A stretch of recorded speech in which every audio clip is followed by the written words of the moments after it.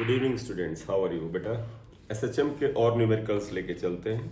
जैसे next question है,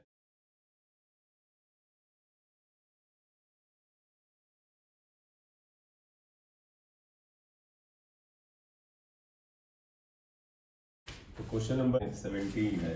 तो ये क्या कहते हैं, which of the following function represents SHM, simple harmonic motion. Simple harmonic motion को पहचानने का एक तो बेटा ये है, that should be the single function of sine और कोसाइन होना चाहिए। यानी कोई फंक्शन जो साइन या कॉस के सिंगल फंक्शन में सिंगल फ्रीक्वेंसी में व्यक्त किया जा सके। जैसे इन्होंने पहला दिया ऑप्शन वाइज जाना पड़ेगा। फर्स्ट ऑप्शन इन्होंने पूछा क्या साइन स्क्वायर ओमेगा टी है। चलिए तीसरा आ जाइएगा, sign omega T plus cos 2 omega T.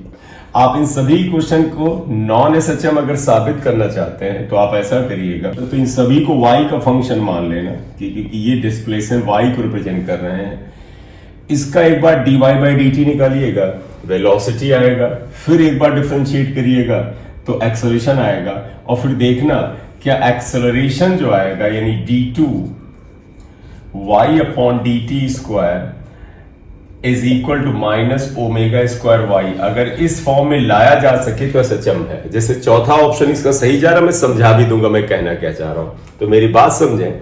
अगर आप चाहते हो कि सर नहीं हमें इसकी टेस्टिंग बताइए कैसे करें, तो आप इसको y को 2 बार डिफरेंशिएट करके d2 y upon D T square लाना, t के रेस्पेक्ट करिएगा, और अगर ये फंक्शन इस टर्म में आ जाए तो आप देखिएगा ये एक्सेलरेशन है, माइनस ओमेगा स्क्वायर वाई आ जाएगा तो एसएचएम होगा। तो अगर इस इक्वेशन को ऐसे लाने की कोशिश करिएगा नहीं आ पाएगा, नॉन एसएचएम। इसे भी लाने की कोशिश करेंगे नहीं आ पाएगा, नॉन एसएचएम। ये भी नहीं आ पाएगा, नॉन एसएचएम। तो ये भी नॉन एसएचएम है, ये भी सिंपल हार्मोनिक मोशन नहीं। अब चौथा ऑप्शन जो इनका था ये एसएचएम दिख रहा है, y equal to sine omega T plus cos omega T. ये अगर आप इसको चेक करना चाहो तो मैं चेक करा देता हूं। आप देखो ऐसे चेक करना, इसको टेस्ट करें, सोल्यूशन ले जाएं। आप इसको dy बाई डी टी करो तो बताइए बेटा, डिफरेंशिएट करिए। d by D x sine x क्या होता है, cos x into omega, plus d by D cos x क्या होता है, minus sine x into omega. तो बेटा ये आ गया, माइनस बाहर ही रख लो, ये आ गया, ये dy बाई डी टी आया। एक बार फिर डिफरेंशिएट करो तो d2 y upon D T square आएगा। बेटा इसे फिर डिफरेंशिएट करिएगा, d by D x cos x क्या होता है, माइनस साइन एक्स, और ओमेगा से फिर मल्टीप्लाई होगा omega square, minus d by D x sine x क्या होता है, कॉस एक्स, ओमेगा से फिर मल्टीप्लाई होगा ओमेगा स्क्वायर। कॉमन आए तो माइनस ओमेगा स्क्वायर कॉमन ले लो। देखो sign omega T plus cos omega T common आएगा या ब्रैकेट में आएगा। d2 y upon D T square acceleration होता है, ऐसे लिख लो।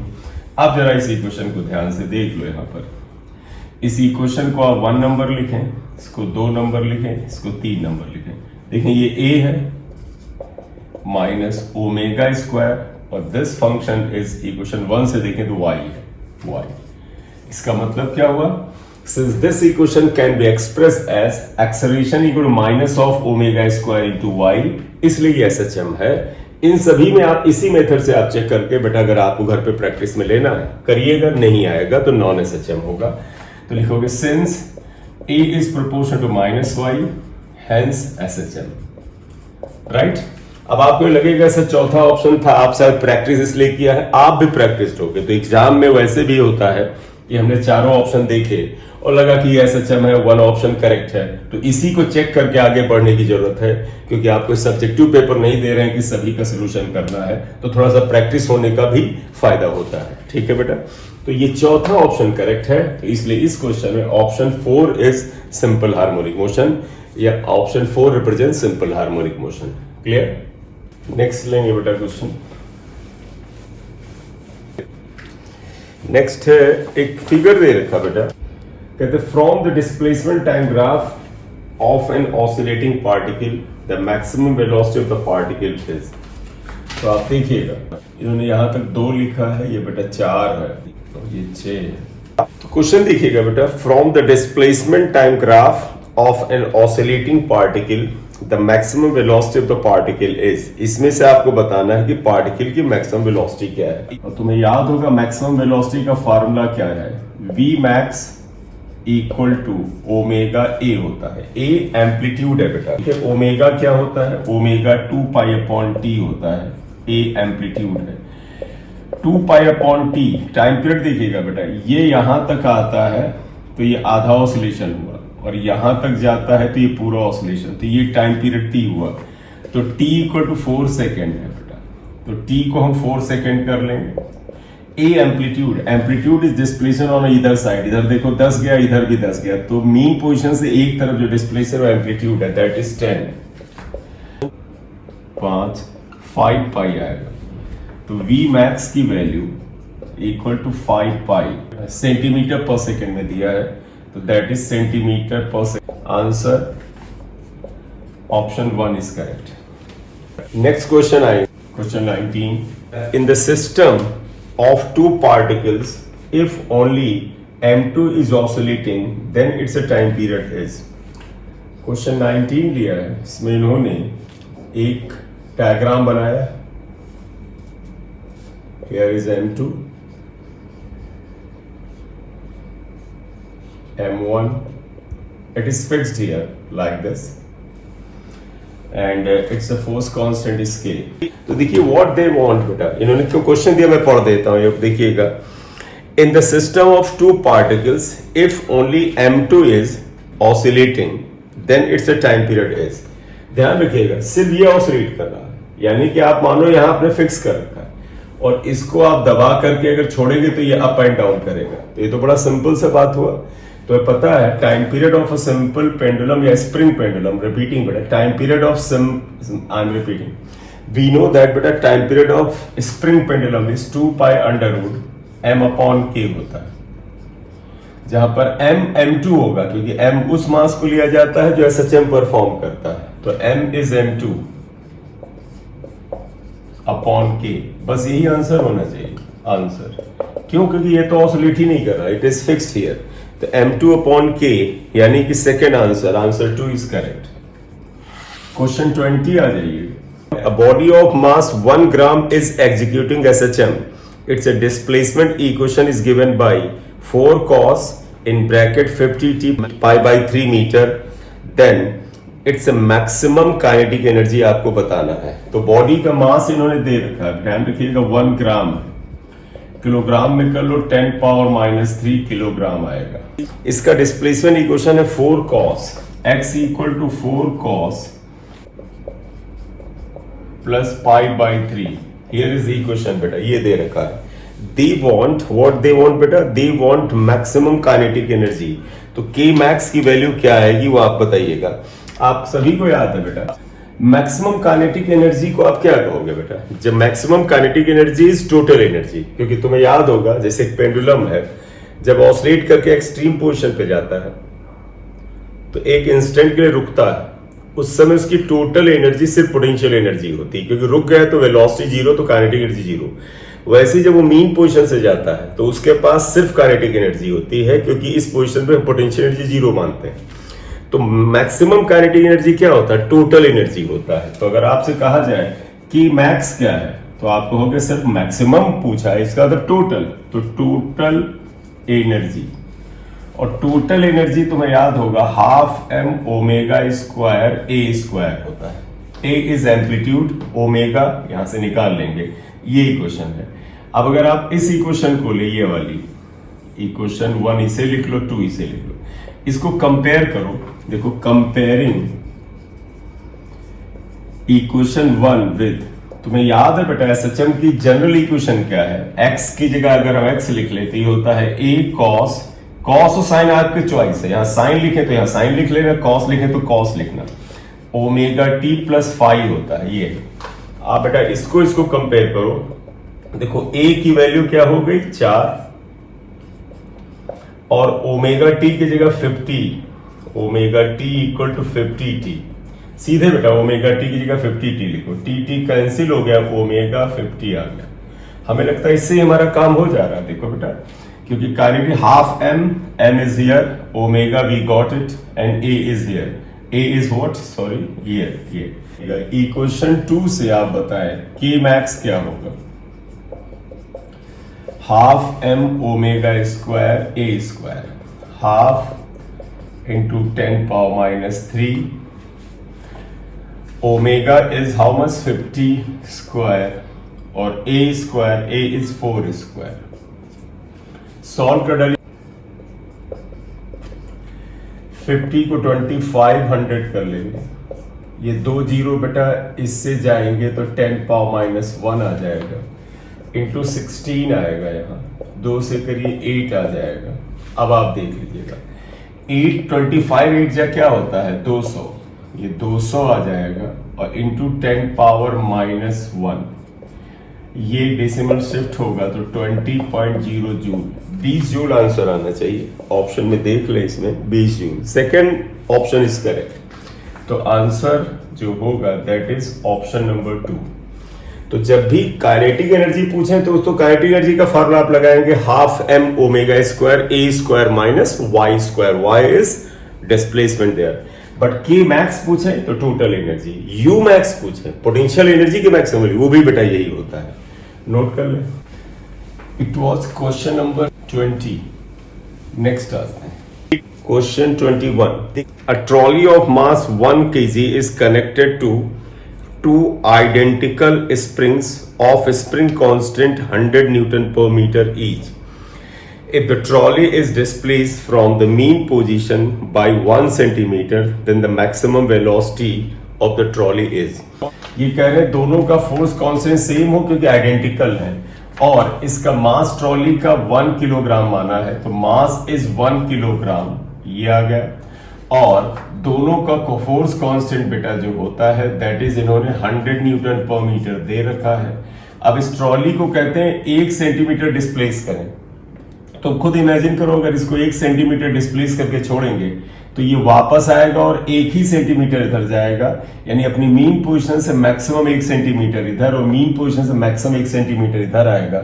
तो मीन पोजीशन से किसी एक तरफ जो मैक्सिमम डिस्प्लेसमेंट होता है उसे हम क्या कहते हैं, एम्पलीट्यूड. तो यहां पर अगर आप देखें तो एम्पलीट्यूड जो है वो एक्स जो डिस्प्लेसमेंट है 1 सेंटीमीटर उसके बराबर है, यानी A equal to 10 power minus 2 metre है. राइट. पूछा इन्होंने वेलोसिटी की मैक्सिमम वैल्यू है V max. Everybody remember V max equal to omega A होता है. ए हमें पता है, ओमेगा लाना पड़ेगा. ओमेगा के लिए आपको ये फॉर्मूला याद है बेटा, स्प्रिंग में 2 pi under root M upon K होता है.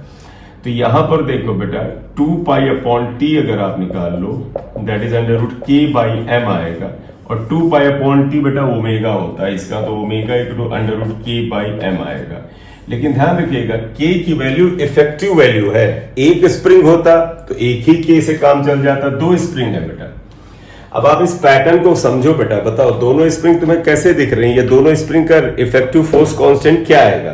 तो आपको याद होगा जब इसकी थ्योरी पढ़ते हैं, या नहीं अभी हमने पढ़ा है, हम क्लास लेंगे उसमें बता देंगे कि जब भी 2 स्प्रिंग ऐसे जुड़ी हुई हो, जैसे एक स्प्रिंग ये है इसके साथ एक मास लगा हो और दूसरी स्प्रिंग ये है, तो इनका फोर्स कांस्टेंट अगर K2 K1 होता है तो ये पैरेलल की तरह काम करते हैं, यानी effective force constant K2 plus K1 होता है. थ्योरी हम डालेंगे लेक्चर 1-2 क्लास के बाद, उसमें आप एक बार चेक कर लीजिए. K is actually K effective. और ध्यान रखिएगा बेटा ये इस तरह से जुड़े होते हैं स्प्रिंग, तो ये पैरेलल की तरह काम करते हैं. मैं लॉजिक बता दूं इसका.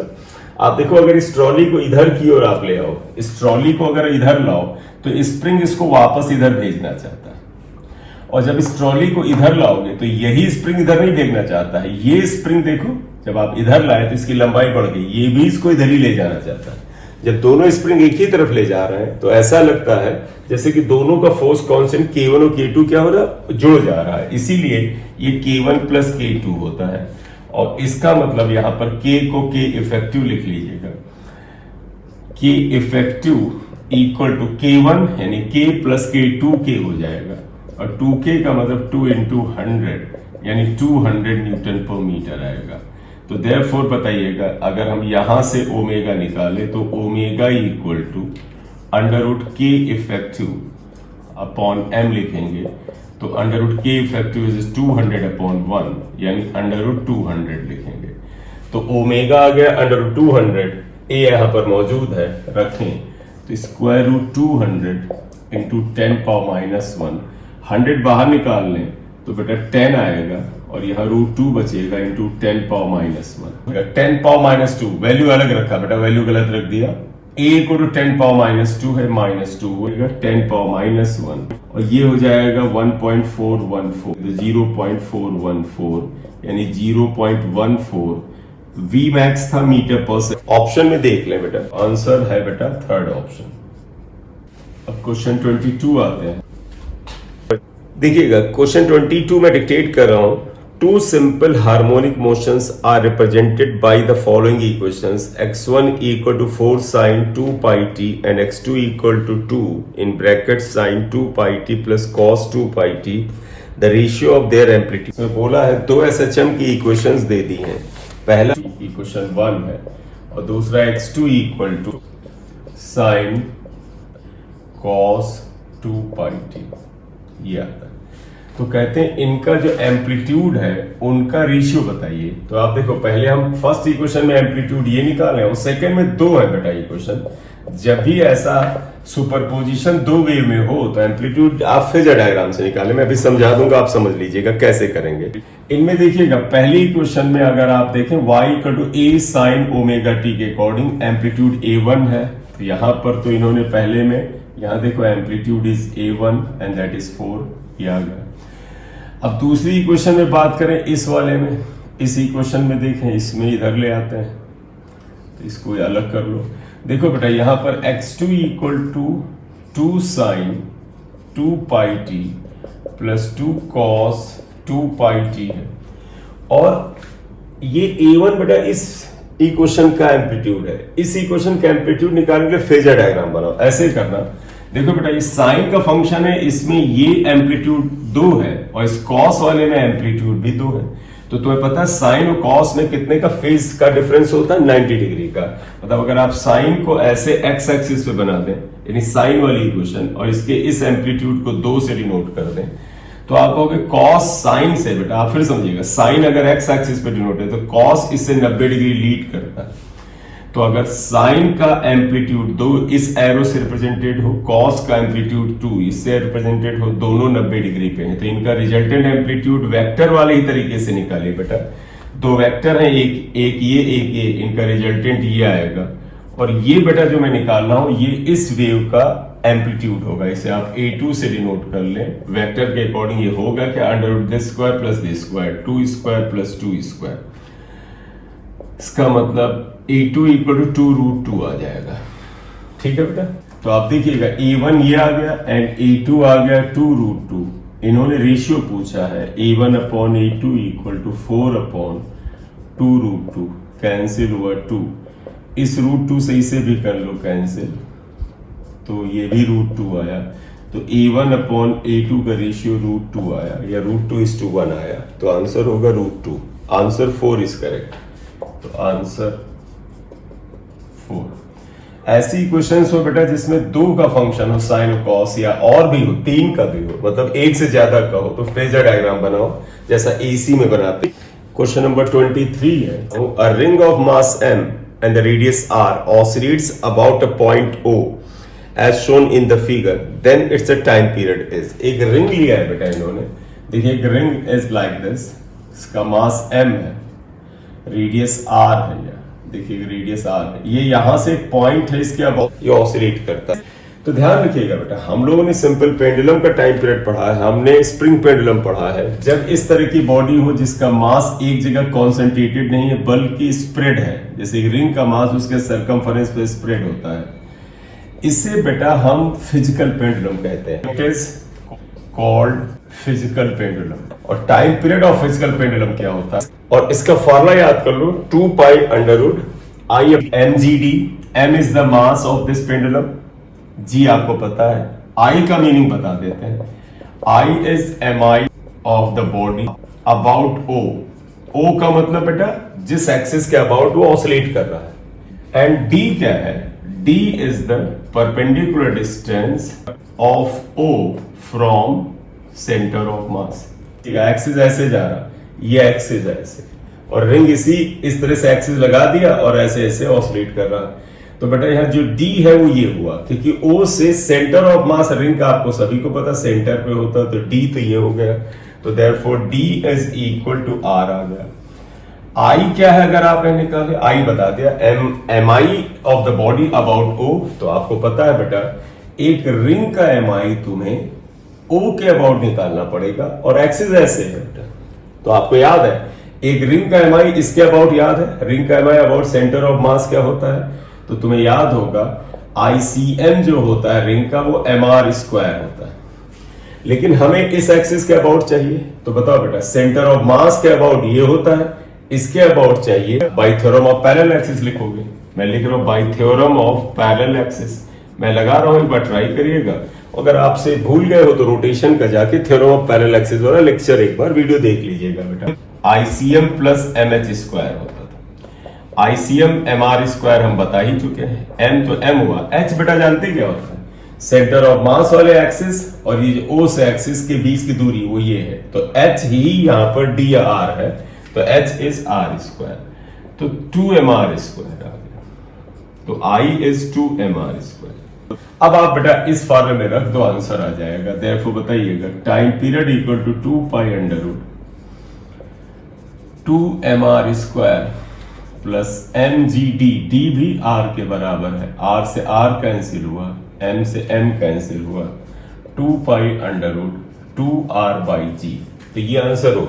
पहला ऑप्शन नहीं मैच कर, इन्होंने सभी में पाई बाहर निकाला है, बस पहले में 2 पाई, तो देखो पहले में 2 पाई बाहर निकाला, मैच नहीं कर रहा है। बाकी में पाई है तो आप पाई अंदर लिए जाओ, पाई बाहर रखो, ये 2 बेटा अंदर जाएगा, स्क्वायर 4 हो जाएगा, 4 इंटू 2 क्या हो जाएगा 8R बाई जी। ये ऑप्शन कौन सा है बेटा, चौथा। Answer 4 is correct. तो बेटा जब भी कोई सिंपल पेंडुलम, जैसे सिंपल पेंडुलम ऐसे होता है, यानी उसका पूरा मास एक गोले पर एक छोटी जगह कॉन्सेंट्रेटेड होता है, तो उसका फॉर्मूला हमें पता है 2 pi under L by G. Infinite pendulum भी हमने पढ़ा है, पेंडुलम सिंपल पेंडुलम जो equivalent to the radius of earth उसकी लेंथ तो पढ़ा है। लेकिन अगर कोई भी चीज ऐसे रिजिड बॉडी जैसा हो जिसका मास उसके सरकमफरेंस पर, उसके पूरे एरिया पर, वॉल्यूम पर स्प्रेड हो, जैसे रिंग है, डिस्क है, सिलेंडर है, स्फेयर है, सॉलिड स्फेयर, हॉलो स्फेयर, ये चीज है, ये आंसर है। कल बड़ा इंपॉर्टेंट सवाल है ये।